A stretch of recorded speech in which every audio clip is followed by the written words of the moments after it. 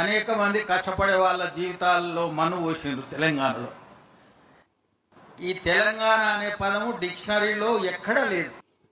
తెలంగాణ అనే పదానికి అర్థమే లేదని వీడెవడో రాజకీయ నాయకుడు అంటున్నాడు. అయితే మనం గూగుల్లో సెర్చ్ చేద్దామనేసి తెలంగాణ మీనింగ్ ఇన్ తెలుగు అని సెర్చ్ చేస్తే ఇక్కడ వచ్చినాయి చూడండి. తెలంగాణ అనేది భారతదేశంలోని ఒక ప్రధాన రాష్ట్రం. ఈ పదానికి భాషాపరంగా చారిత్రకంగా పలు అర్థాలు మరియు వ్యుత్పత్తులు ఉన్నాయి అనేసి వచ్చింది. తర్వాత కింద తెలుగు ప్లస్ అనెము, తెలుగు మాట్లాడే ప్రజలు నివసించే దేశం లేదా ప్రాంతాన్ని తెలంగాణ అని అంటారు. త్రిలింగా దేశం అంటే తెలంగాణనే త్రిలింగా దేశం అని కూడా పిలిచేవాళ్ళట అప్పట్లో. కాళేశ్వరం, శ్రీశైలం, ద్రాక్షారామం అనే 3 శైవ పుణ్యక్షేత్రాల మధ్య విస్తరించి ఉన్న ప్రాంతాన్ని పూర్వం త్రిలింగా దేశం అని పిలిచేవారు. కాలక్రమేణా అది తెలంగాణగా రూపాంతరం చెందింది.